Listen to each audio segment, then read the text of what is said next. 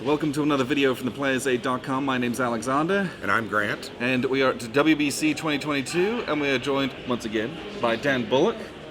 So we sat down and we just played a kind of prototype copy of one of your designs called Blood and Treasure.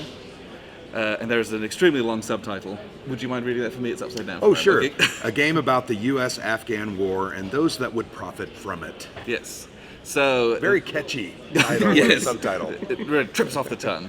This is kind of a different style of game for us than you see on the channel typically. We play a lot of war games, area control, that kind of stuff. So this is much more of a kind of a worker placement, bidding, Euro-y style game in that sense. But you play as kind of a private defense contractor trying to win government contracts for various different kind of operations in Afghanistan. Then those are done by kind of what are these called? Specialties. Specialties, that's right. So there's like infrastructure, and logistics, and agriculture, security, and a couple of others. That kind of stuff. So you start off with a specialty, trying to diversify your portfolio so you can get kind of as many government contracts as you can. And this is a game, Blood and Treasure, of accruing money. That's the victory points.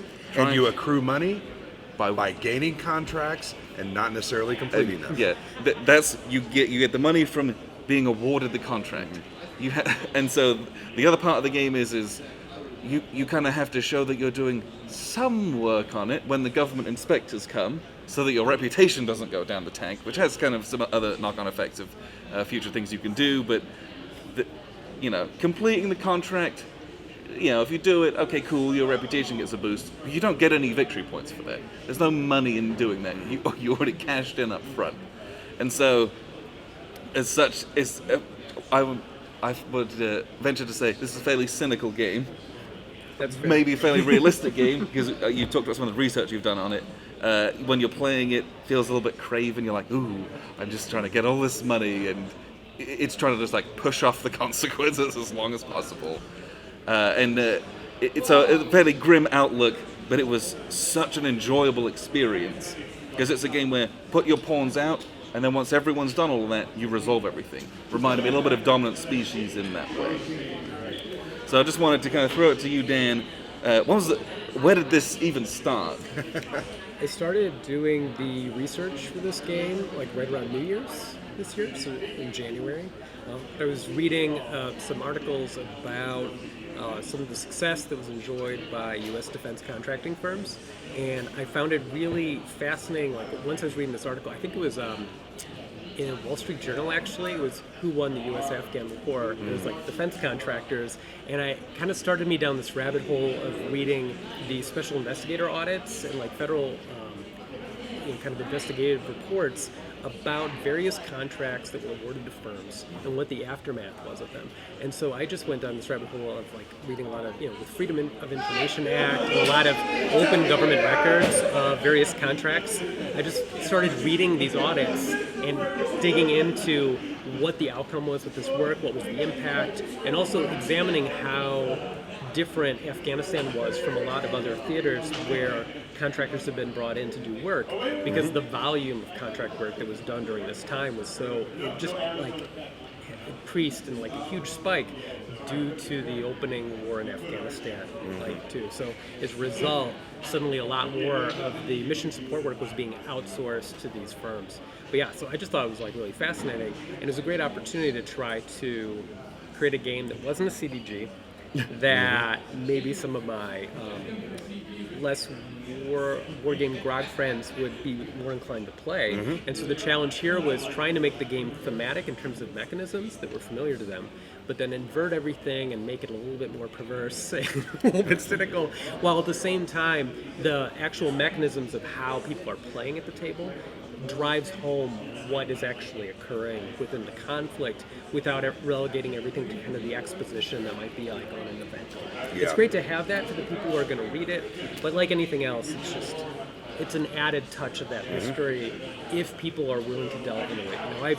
I've got a number of great historical games that have a thick playbook with a bunch of really well-researched material. And because of just the volume of games I play and own, I don't always crack into it unless I have really good experiences with the game, and then I just digest that. Or I purchase the game at a con, and then I'm on a plane, and I have ample time to read through everything. Which is very typical for me. Then she's like, "Well, now you've trapped me. I guess I will, read this entire thing." I had an extremely fun time playing this game because what you're doing in it is so icky at times. Yes. And I've always, there's a lot of Euro games out there, and you get a reputation for being fairly dry, of pushing some cubes around. In this one, it's like, the things that you're doing, if you kind of think about what that's representing, it's like, that's kind of intense. But the way that some of the mechanics overlap, where you're trying to do some contracts at the beginning to get your reputation up, so that you can go into those sole source contracts, which are usually very lucrative, and you don't have to bid on those. Yep. And so it's a little bit easier to get if you're kind of in the right position, and then that gets you more money, and then it's like, do I complete some of those to get more reputation, to get some of those really big ones that have a big reputation requirement threshold. But the game is also not particularly long, both in time. I think we played this about 2 hours, including you teaching us. So, very short. And it's anywhere from 6 to 8 turns, and I think you mentioned that it really ramps up and then it ends. Yeah. So, which is great, but you can't spend too much time futzing around setting yourself up. It's like go from the start, just trying to get as much as you can. Well, and I loved the very interesting aspect of, as the war starts coming to a conclusion in round 6, 7, and 8, we're simply trying to buy contracts. We really know we're never going to accomplish those. Yeah. But if you're not doing that, you're not going to win, because the obligations are how you win. You're still pursuing more work, regardless. Although we're pulling out, right? That's ramping down, and just a really fascinating. So you have kind of a different set of what you're trying to do at the beginning, and then it really changes in the middle and towards the end. And if you don't do certain things, you're not going to be that good. Getting that queen pawn is very, very important. I didn't get that early enough, and I kind of finished middle of the pack. But very interesting, and I love those mechanics that you've added in there too, like the queen dominates, and she gets immediately, doesn't have to bid, just gets the contract. And that's very cool. It's also thematic.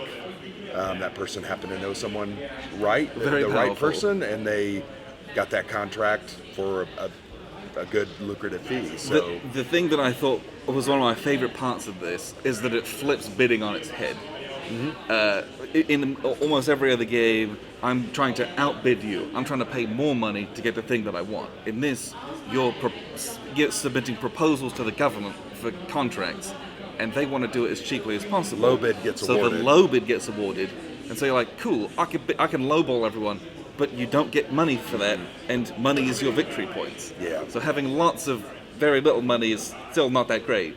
So you want to lowball people, but just enough. I think they may have done a 5 on this 7 contract, and I'll do a 4. 4's that's respectable. Mm-hmm. And that little kind of guessing game of doing that stuff was just so fun. And again, that's something that I don't know if I've ever done in a game before in that way. So it was something very new and very interesting to contend with, how to do that well, and picking the right moments. I'm going to bid high on this, and I hope no one else is going to do it. Or I'm the only one specialized in this early on, so I know I can max out that contract before everyone else can compete for it. That was such a really interesting part of the game as well. This particular game that we just finished was very interesting because even after everything you outlined in terms of kind of how craven our particular table of firms was in general, some of us chose to make very little progress on our projects. Generally, we completed a few things, but we left a lot unfinished before U.S. withdrawal. However, the firm that won was the highest reputation firm that did complete the most work. Yes, which is fascinating. Incidentally, there was an interesting push and pull in terms of you can lay out incentives that certainly encourage players to act in a not the best, Right, not the yes. best behavior, but at the same time, there was a path for people to actually. I thought it was interesting, and I didn't think he would win, but him getting those first couple of very easy agriculture contracts that required one, Yeah, I little believe, progress. that bumped his reputation up. I think he got a couple sole source Yeah, that then contracts from opens up those that. soul sources. So you're like, So he was and raking that's that where the money in. is. But I'm still trying to figure out the connection between how he leveraged that reputation to that victory. I guess I wasn't paying as close of attention to what he was doing And he as got, I should have. He got one card that paid out on his reputation as well. Yeah, and that was like There's 5. not many of those, and that was a whole other aspect of the game that was fun. The influence cards that can give you extra actions that do some very cool things, or the event cards that just hose everyone else. Some of those it's mildly hosing people, some of it's like, all right, Yeah. that was kind of intense. I also like the security concept. Some works more dangerous than others. No one's going to be shooting at you when you're herding the goats, but when you're fixing the power lines or people are going to be taking pot shots at you. I really enjoyed that concept because that removed your contractors from those jobs. Which, it doesn't kill anyone, but it just prevents you making progress on that thing. Yeah. Which if you had committed a pawn to and were trying to do, that's a significant investment because that's the one pawn you're not putting out of here 5 to or get 6. money. Yeah. Yeah, and That was I thought that was very was well done. And the government inspectors is that was such a fun part of the game. Yeah. And it was, you roll a big ton of these dice, and on the D6, 2 of the faces have an inspector on them, and if you roll some of those magnifying glasses, there's priorities on these, and they come and inspect your progress. And if you don't have your contractors on these, your reputation goes in the tank. But then, you've got this pool, a couple of them come to me, the rest move on to the next person, and they inspect them, and they Which roll, is fascinating. and they roll That all is really blanks, fascinating. and so they all move on to the next person. And it was very unpredictable.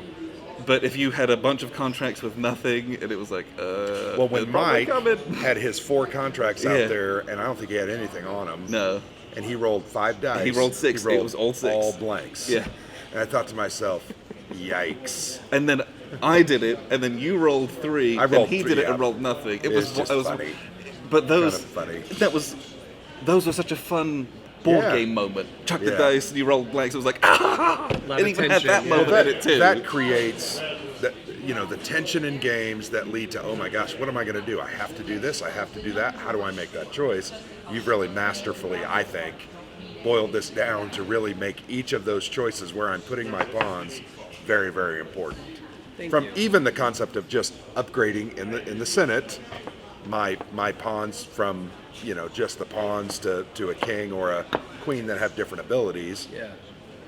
I got to think about that because, man, I could have got another contract and got 5 more dollars, but I paid 6 to get my queen. And so you're paying victory points to get those. that reduced and my... a lot of games it's don't just do that. Fascinating. Yeah, Well done. I enjoyed it. There's some minor things that I think others brought up, but this is it's going to be an interesting game, and I think a lot of people are going to be taken by this. So- But it's about the theme. I mean, that's... Because you mentioned, right, some publishers have said, we love this. Get rid of the theme. Yeah, just make it into a Euro about something else. That's the best bit. Missing the point. This is it's a little spotlight on something that we don't have many or any games about that I'm aware of. Yeah. And it Are was, there other games on subjects like this? I think that there have been a couple. I remember some stuff on fulfilling contracts during the American Civil War, actually. Okay. I don't remember the name of that game offhand, so I'm thinking like that kind of. I think Colt I know Carbine what you're affair and talking stuff about. Like that. But I'm not really aware of that many games on this. And I've seen them where they try to integrate it with like what's actually happening in the military theater at the same time. But nothing where it's just like an actual kind of Euro style game connected with this sort of historical concept. Topic. I just think this kind of a theme, there needs to be some kind of a game like this to help us think about that and learn and delve into it. It was Very really fascinating. enjoyable to play on top of being a really cool piece of something that you don't often think about as well, which is a big win. So I desperately hope that someone picks it up. And I assume that at some point they will, because this is that good. And you'd mentioned it, this is like a day one kind of pre-order for us. For me, this is. There's no doubt. Like when we don't play a ton of Euros or that style of game. This is the kind of Euro This that is I the would kind play. that we do. You know, a little bit dominant species with the putting all the pawns out, then resolving them in a very specific order, and the order in which you get resolved is important and has some knock-on effects.